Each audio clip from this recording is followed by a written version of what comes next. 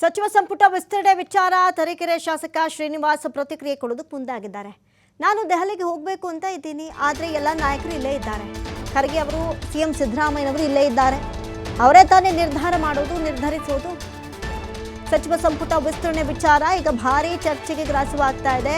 ತರೀಕೆರೆ ಶಾಸಕ ಶ್ರೀನಿವಾಸ್ ಈ ವಿಚಾರಕ್ಕೆ ಸಂಬಂಧಪಟ್ಟಂಗೆ ಪ್ರತಿಕ್ರಿಯೆ ಕೊಡೋದಕ್ಕೆ ಮುಂದಾಗಿದ್ದಾರೆ.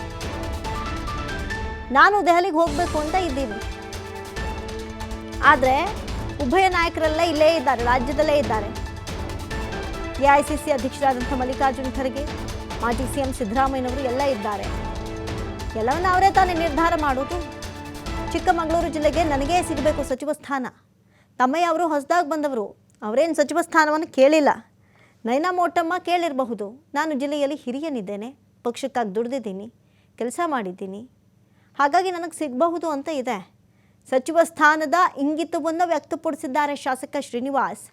ನಾನು ಈ ಹಿಂದೆ ಬೇಡಿಕೆ ಇಟ್ಟಿರಲಿಲ್ಲ, ಆಗ ಬೈರತಿ ಸುರೇಶ್ ಆಗಿದ್ರು.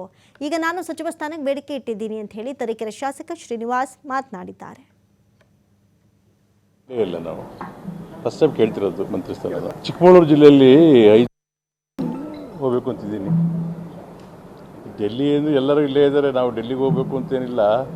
ಸಿದ್ದರಾಮಯ್ಯರು ಮುಖ್ಯ, ಡಿ ಕೆ ಶಿವಕುಮಾರ್, ಖರ್ಗೆ ಎಲ್ಲ ಇಲ್ಲೇ ಇರೋದ್ರಿಂದ ಇಲ್ಲಿಗೆ ಹೋಗಲೇಬೇಕು ಅಂತಿಲ್ಲ.